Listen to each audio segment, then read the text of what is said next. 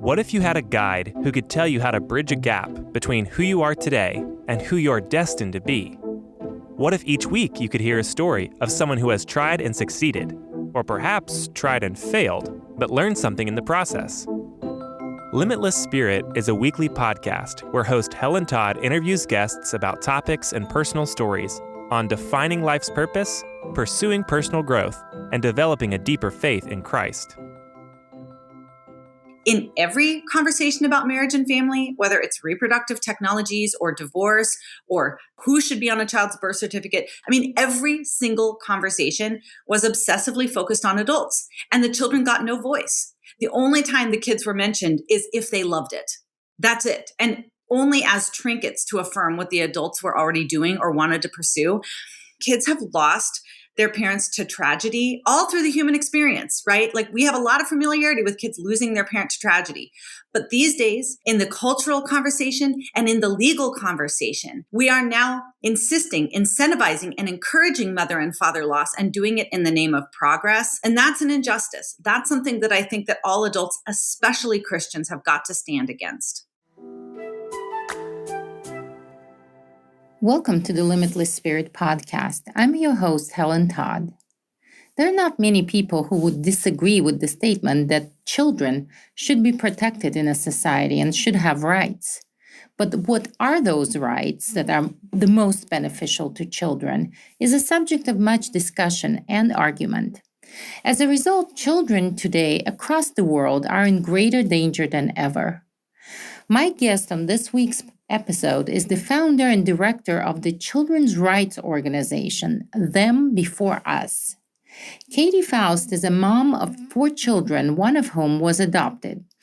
She has worked at the largest Chinese adoption agency in the world and has 20 years of experience in youth ministry. Her personal experience of being raised by divorced parents, one of whom was involved in a homosexual relationship, and her observation of the needs of children of different backgrounds led her to the conclusion of what is the most basic fundamental right of a child and how we can ensure this as a society. In this episode, you will hear why Katy, in spite of her unconventional upbringing, is thankful to her parents. She will also share about the culture trends that are the most harmful to children and what is the best way to protect them. I believe this is an important conversation, and I hope you enjoy this episode of the Limitless Spirit Podcast. Good morning, Katy. Thank you for joining the Limitless Spirit Podcast. It's so great to have you on the program. Thanks so much for having me. It's wonderful to talk with your audience today. Well, I'm very interested in your organization, and it's more than just an organization. It's a movement called Them Before Us. And I have to admit that this is new, so I am not very familiar, and so let's just get to know each other. I know a little bit of your story. I did my homework. So let's talk about you a little bit. You are a mom. You're a pastor's wife. You have an interesting story of growing up, and my understanding it is essentially impacted your work, your cause. So let's talk about your story first. Yeah, it's not quite as sensational as what Google will tell you. If you put my name into the search bar, you'll get returns like woman raised by lesbians is a champion for traditional marriage or something like that. And so the story is more that my parents were married until I was 10. Then they divorced. Then I split time between my mom and my dad. My dad dated and remarried. My mom repartnered with a woman, and they've been together ever since. So I split time between my dad's home and my mom's home. I love my mom and dad. They both had critical influences on my life. And I love my mom's partner. I don't consider my mom's partner a mom, but I do consider her my friend. And so that really is the only relevant aspect of my backstory to the work that I'm doing now. And it's not necessarily that I'm a child who was raised fatherless or that had 2 moms. It really is just saying you can support traditional marriage based on children's rights and needs to be known and loved by their mother and father. And you can do that 100% without animus and while loving the people in your life who identify as gay and lesbian.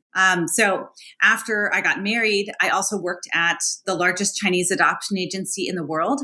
And so I've got a background of adoption and understanding why adoption is a critical institution that supports the well-being of children. Then I became a mom to 3 biological children, and then I became a mom to an adopted child. I've done youth ministry for about 20 years, and so I've talked to a lot of kids who have suffered a lot of family breakdown and understand the pain of mother and father loss. And now I'm also a pastor's wife, where I do a lot of marriage counseling and talking with adults who are struggling with infertility, and dealing with and shepherding adults who experience same-sex attraction. And so I feel like I've kind of seen this issue of marriage and family from all different angles, from the child's perspective, from my own perspective as a child, from working with kids who have, suffered family breakdown, from loving and shepherding adults who have dealt with all of these challenges, as adults. So the overall message is children have a right to their mother and father. Adults need to conform to that right. And that just means that all adults need to do hard things and put them, the children, before us, the adults, in all matters of marriage and family. Well, this is very interesting. I think that your story definitely makes you a very competent person to champion the rights of the children and champion the traditional family. And I do feel that it is very important in the Christian circles to foster that understanding that we don't focus. There is no hatred. There is no animosity towards people. We are fighting for institution, not of marriage, not against people. And also, I think it's a very great perspective that we have to put the rights of the children before our own. If we want to have children, we have to recognize that they come with a responsibility. I'm a mom too. And as parents, we know that, the children are eternal responsibility that you never really give up, and you have to put their rights first before they can protect their own rights. And so you kind of answered my next question a little bit, but I'm still going to ask, was there a particular incident or story that inspired you to start this movement? No, not a particular story. It was mainly just that I saw the narrative, especially around the conversation about marriage when we were debating gay marriage, when I saw that, number one, they were lying about children. They were saying kids don't care if they have 2 moms or 2 dads. And I'm like, okay, that means kids don't care if they've lost their mom or dad. I've worked with a lot of kids who have been hurt in a lot of ways by the loss of their parent. And it's very hard to find something that cuts a deeper wound in a child's heart and soul than losing their mom or dad, or being rejected by their mom or dad, or not having the full loving relationship they deserve from their mom or dad. So that was probably the main thing that got me into speaking about all of this. And then just really recognizing that in every conversation about marriage and family, whether it's reproductive technologies or divorce or consensual non-monogamy or whatever they want to call polygamy these days, every single, who should be on a child's birth certificate? Do gay people have a right to adopt? I mean, every single conversation was obsessively focused on adults, and the children got no voice. The only time the kids were mentioned is if they loved it. That's it. And only as trinkets to affirm what the adults were already doing or wanted to pursue. And I understand kids have lost their parents to tragedy all through the human experience, right? We have a lot of familiarity with kids losing their parent to tragedy. But these days, in the cultural conversation and in the legal conversation, we are now insisting, incentivizing, and encouraging mother and father loss, and doing it in the name of progress. And that's an injustice. That's something that I think that all adults, especially Christians, have got to stand against. So let's talk about you. When your parents divorced, and you said that they remained actively involved in your life, so it wasn't quite as tragic maybe as some children who completely lose a parent, but it was very non-traditional in terms that, your mom had a same-sex partner. So how old were you at that time? I was about 11 when my mom partnered with her, got together with her partner. And yeah, thankfully I did not suffer the dad deprivation that a lot of kids of divorce suffer, at least, losing contact or having infrequent contact with their non-custodial parent. But instability is a feature of a child's life post-divorce, and that certainly was, the case with me. I do write in the introduction of my book that I would not be who I am without both of their involvement. My mom was just and is just so empathetic and sensitive and really helps me to love and have compassion for people who disagree. But my dad gave me what a lot of dads give their daughters, which is confidence. Confidence to walk into a room of men or stand up for myself. And so I'm really grateful that even though they split and chose, different paths for their lives after the divorce, that they both remained in my life. The good news is that I always had peace with my mom and dad for the most part. And I don't go into a lot of details about their situations and lives, but I will say that their involvement and connection to me was so important and so critical. And that thankfully it's not the story of a girl who lost contact with her father. But what we do at Them Before Us is we catalog the stories of kids who have lost a relationship with their mom or dad. And it's devastating, right? We are probably, our website, thembeforeus.com, is one of the very few places where you can read the stories of kids who were raised by two moms or two dads whose other parent was completely cut out of their life. And the kids are not fine. That's what the whole world is saying. It's like, oh, the kids are going to be fine as long as they're safe and loved. No, they're actually not, right? These kids who have lost a relationship with their mom or dad, especially if they are starved of the presence of an opposite sex parent or, they're growing up in a same sex household, they experience what we term as mother hunger or father hunger, where they hunger for the love of their missing mom or dad. If these children are created through reproductive technologies, even if they were raised by heterosexual adults, they struggle with identity issues. Who am I? Where did I come from? Does my father know who I am? Know that I exist? What do they look like? So we really try to, share the stories of those kids who really were deprived intentionally of a relationship with one or both of their parents. So the lack of two parent environment is a big threat to a child's well-being. What are some of the other threats that we have in the modern day culture that you feel infringe on the rights of children? Yeah, that's a really great question. So children have a right to their mother and father. I think most of us, especially most Christians, are familiar with a child's right to life. And we have made a lot of advances against abortion because we have stood unflinchingly on that natural right of children. Children also have a right to their mother and father, right? They deserve, they need, and they crave the love of those specific adults, their own mom and their own dad. And there are a multitude of movements and interests that are seeking to separate them from their mom or dad. We go through them one by one in our book. So I'll just give you a quick overview. First of all, I'll say that marriage is a social justice issue for children because it is the only adult relationship that unites the two people to whom children have a natural right. And you'll see in the book and all through our work that we don't make a religious case for marriage. We actually make a human case for marriage. That this is a human institution because this is what human children need. And human children need their mom and dad, regardless of whether you're growing up in Indiana or India, right? All kids need the love of their mom or dad. All kids crave it, and all kids are harmed if they lose it, even if they're subsequently adopted by loving parents. So marriage is the first and primary children's rights issue when it comes to their mom and dad. But there's a lot of other issues that are threatening children's rights.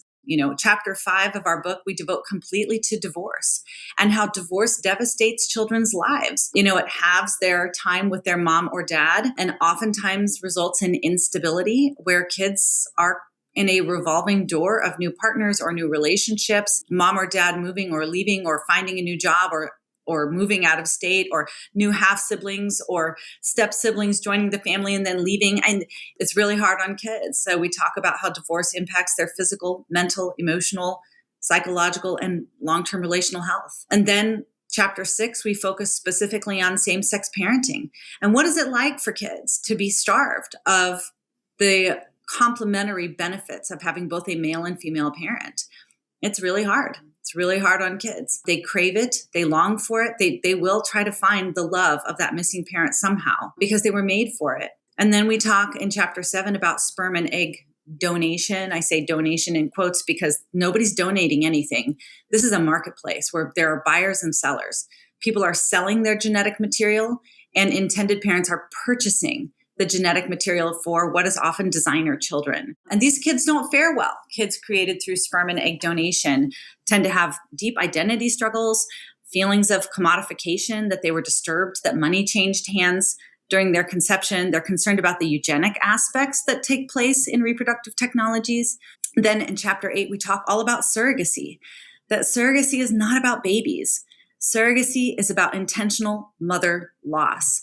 Surrogacy is about designer babies on demand, shipped worldwide. Surrogacy, this creation of intentionally motherless children, has created these terrible, terrifying, dystopic scenarios for children who are, for example, being created simply for the purpose of exploitation, or where people have baby farms where, women sit, in rows and rows and racks, in countries across the world where brown women are just rented as wombs, and, where people are creating, dozens and dozens of children, all to be raised simply by nannies, So, it's just like, it really is, this is not about babies. Like, surrogacy is a marketplace.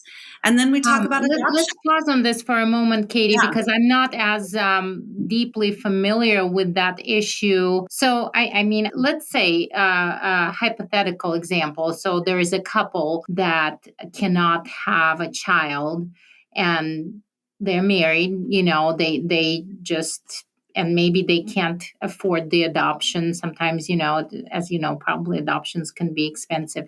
So if they take the path of surrogacy, do you think that is bad for the child? That's such a good question. So let's just talk about what surrogacy is, and then we can really answer that question. Surrogacy splices what should be one woman, a mother, into 3 optional women. So the first one is the genetic mother who contributes the egg. The second one is the birth mother who gestates the child. And the third one is the social mother who raises the baby. The child deserves to have all 3 in one person. And if you split them up, the child is going to be harmed. If all of these 3 women are not the same person, the child is harmed. Sometimes in adoption, because of tragedy, the child will lose their birth mother and lose their genetic mother. But that's something that, especially across the adoption world these days, we recognize as a loss and we mourn. Adoptive parents like me are equipped to shepherd a child through the different ways that loss is going to manifest itself over their life. So we know that children of egg donors, for example, who are separated from their genetic mother, suffer identity issues, loss, struggles, feelings of commodification.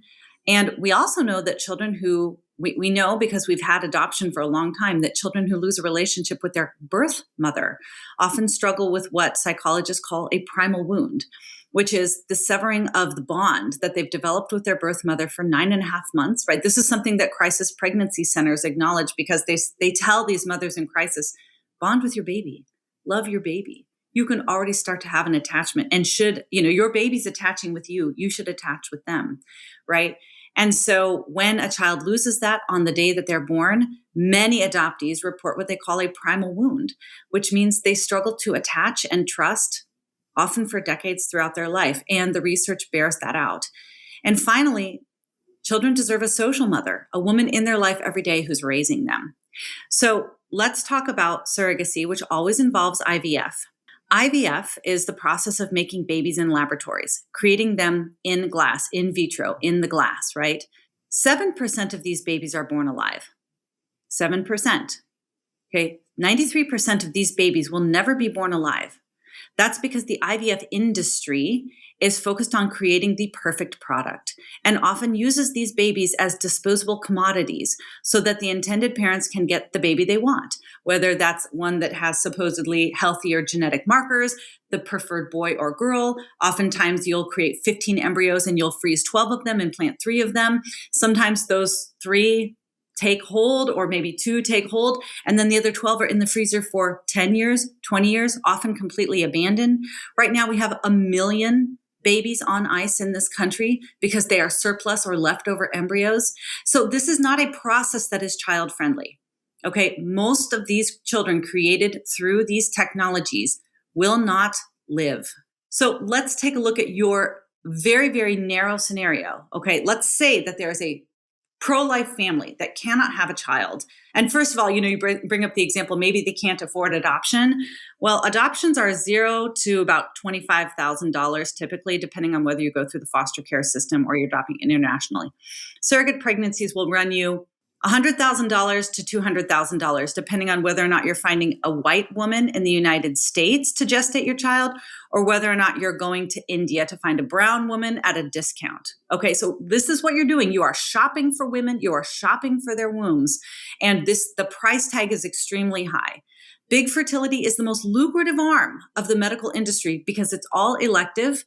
And in these scenarios, it is the rich who buy and it's the poor who sell. Most surrogacy is banned throughout Europe because they consider it a human rights violation and the purchasing of women. And that's what it is. But let's just say, for example, let's paint the very, very best case scenario here. Let's say that it's a Christian heterosexual couple that's using their own egg and their own sperm. They create only the number of embryos that they intend to immediately implant. By the way, I've only heard of one scenario of this happening because it is so cost prohibitive to only create fresh embryos and immediately implant them. Nobody does this. Nobody has the money, okay? Because the failure rate and transfer rate is so high. Why would you spend, however, $100,000 on this for something that could fail so quickly? It's better to have 12 backups in the freezer. But let's say that they create only 2 embryos that are fresh, implant them in the surrogate, and then immediately those babies or that baby goes home with the genetic parents. Okay, so there's the best case scenario for you. Let's say that nobody's even paid. Is that okay? Well, what you're really doing is you're asking that baby to lose the only person that they know on the day that they are born, right? Maybe that baby goes home with their genetic mother and father. But on the day the baby is born, those 2 adults are 2 strangers among 7 billion, right? The baby doesn't know who they are. The only person that baby knows on the day they're born is the birth mother. Her heartbeat, her smell, her voice, right? And it's separation from her that causes maternal distress. It's not separation from the genetic parents that the kid doesn't know at all. It's separating from the birth mother that we have studies that show create distress in children. Most moms who have given birth understand this, right? When my second daughter was born, it was a pretty fast and traumatic birth. She was wailing, spinning, and it wasn't until they put her on my chest and I started singing that immediately she calmed down, because finally she found something that was familiar. Children who lose their birth mother, they have to start from scratch when it comes to developing a bond. We do not put newborns on the chest of random strangers so they can forge a bond. We put them on their mother's chest because they have an existing bond. Couples who use surrogates, really what they're saying is, you, kid, need to sacrifice the only relationship that you have on the day that you're born because we desperately want a baby. I understand you desperately want a baby, but no adult, especially no Christian adult, should expect children to sacrifice for what they want. So you have to deal with your infertility in ways that don't force kids to sacrifice anything. And that always means saying no to surrogacy. So then the option for couples like that would be adoption. The option for couples is to resolve their infertility in ways that don't violate children's rights. So thankfully, there are ways to investigate NaPro technology, which resolves the underlying fertility issues and results in pregnancy at much higher rates than IVF. But yes, if there is no other path, you have to figure out a way to do this without forcing a kid to sacrifice for you. And that's hard. I'm never going to minimize the tragedy and the heartache of infertility. But then I want you to go read the stories of kids who lost their birth mother, read my book, read chapters 7 and 8 about the impact of these technologies on kids and say, why is your suffering greater than their suffering? You're the adult. You have the capacity to deal with these challenges. Children do not. Somebody's going to do the hard thing. Either you, the adult who's struggling with your fertility, is going to do the hard thing, or you are going to force kids to do a lifelong hard thing. And I think it should be the adults that sacrifice, not the kids. Very good point. So let's talk about today's culture and how that is harming our children. And, if they can avoid it in everyday life, they can't avoid it in public school system, which seems to be really indoctrinating our children right now. So, what are some of the ways that you propose that we can protect the kids from being harmed by today's culture? Okay, so that's such a good question. So the first thing that we need to do is we need to advocate for good policy when it comes to family structure, right? Right now, we are absolutely redefining everything that has to do with marriage and family completely around the desires of adults to the exclusion and the harm of children. So one thing that Them Before Us does is we advocate for good public policy, right? We advocate for mothers and fathers to be on birth certificates. We keep telling the truth about what marriage is. We keep shining a light on the harms of children who are raised in these modern families. Just for your listeners, whenever you hear the word modern family, it's just code for child loss. The child had to lose something they had a right to be in that family.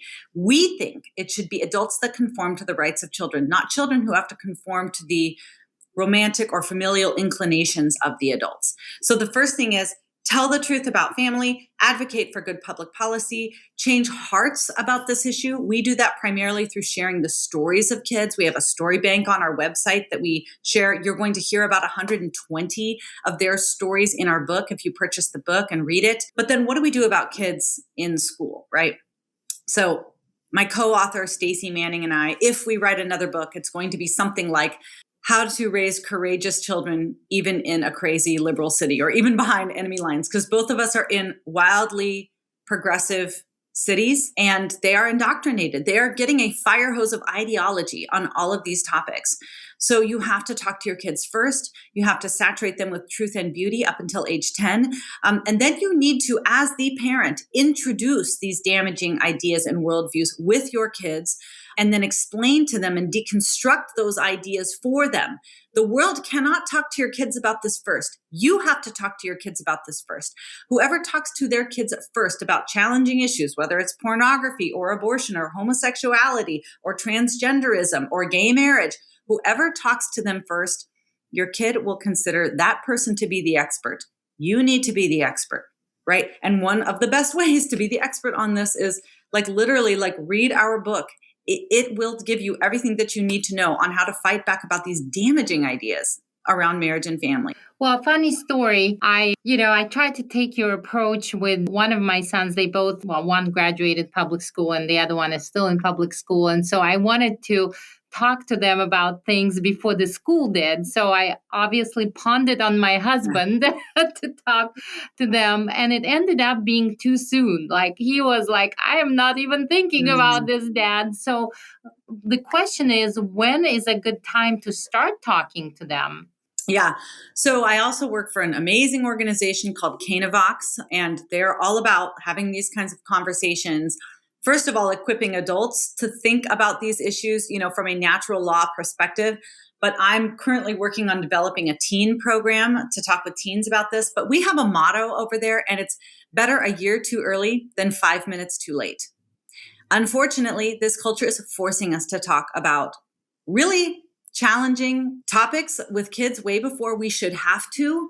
But it is better for your kid to be like, I'm not even thinking about this. That is the right time to talk with your kids about this. Because now when they do hear it a month later or 6 months later or a year later, they can go, you know what? My mom talked with me about transgender issues. I bet she has something else that I could talk to her about this. This happens with my kids all the time, right?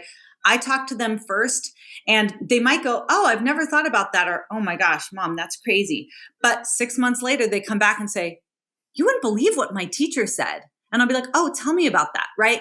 They know that I am the person to come to when it comes to challenging issues, right? Or one of them will say, Mom, I'm having a conversation on Instagram about abortion. What were those links that you shared with me earlier? So you are establishing yourself as the expert. And yes, you do need to get to them first. So yeah, in my opinion, you did it right. That was a win, not a failure. Great point. So let's talk about, what do you hope to accomplish with your organization, with your movement, and how can people help? Let's say our listeners are listening to this and they think, wow, that's a great cause. How can they help? Yeah. What we hope to accomplish is a global movement. It's already underway. We have had, if you go to our website, you can see our latest accomplishments. You can see our 2022 goals and projects. We are already shaping the conversation in the US and across the globe when it comes to marriage and family issues. I am amazed at the kind of influence that we have been able to have, even though we are super independent, non-institutional, but this approach, right, to looking at every issue through the lens of children, it works everywhere. Because first of all, we all understand either how important our own mother and father were to us, or the pain of losing our own mother and father. And if we can share the stories of kids, they are the victims when we get these questions wrong. And so we're building this global coalition of adults who are going to protect kids. And it works. It works. Like we have this coalition that includes like Muslims and Mormons and Christians and atheists. We've got a lot of people who identify as gay and lesbian who support us because they understand how important their own mother and father were. We've got people who are divorced or who were children of divorce. It's everybody that recognizes these harms coming together. We're a bit of a ragtag group, in my opinion, we can't be defeated because we are standing on the natural rights of children. If you want to get involved, I would say go to the website, sign up for our newsletters. If you want to become an expert, read the book. It's on audiobook, ebook, available at Amazon. But once you read this, first of all, you will be ready and you will be able to answer every rebuttal and every objection. But second of all, you will be filled with fire when it comes to defending the most vulnerable. I'd say especially if you're a Christian, this is really helpful because you know what the Bible says about marriage and sex. This book is going to show you why it's so good and why we will never achieve justice for children unless we can defend God's design for sex and marriage. And it's going to do it in a way that uses a universal language, right? Not quoting Bible verses to your friends. This is something that you can use to talk to everybody about this and make credible arguments for the rights of kids. So yeah, this is, we have seen incredible changes in hearts and laws because of this approach. So yeah, get on in here, join the movement. Thank you so much, Katy. We will definitely post the links to your website. If our listeners want to purchase, I do admire the work that you do, and thank you for championing the rights of kids. Thank you for what you're doing. Thank you so much for having me. It is always painful when a child loses a parent through tragedy. However, a separation of children from either of the living parents is the tragedy that we can prevent by simply fulfilling the golden rule, prioritizing the well-being of others, the children in this case, over our own. If you are interested in learning more about Katy's organization and would like to purchase her book, please check the links in the show notes. At World Missions Alliance, we believe that changed lives change lives. If you would like to learn more about what we do or feel specifically called to missions, please check out our website for more information. It's rfwma.org. I hope you enjoyed this episode of the Limitless Spirit Podcast. Until next time, I'm Helen Todd. Limitless Spirit Podcast is produced by World Missions Alliance. We believe that changed lives change lives. If you want to see your life transformed by Christ's love, or if you want to help those who are hurting and hopeless and discover your greater purpose in serving Christ through short-term missionary work, check out our website, rfwma.org, and find out how to get involved.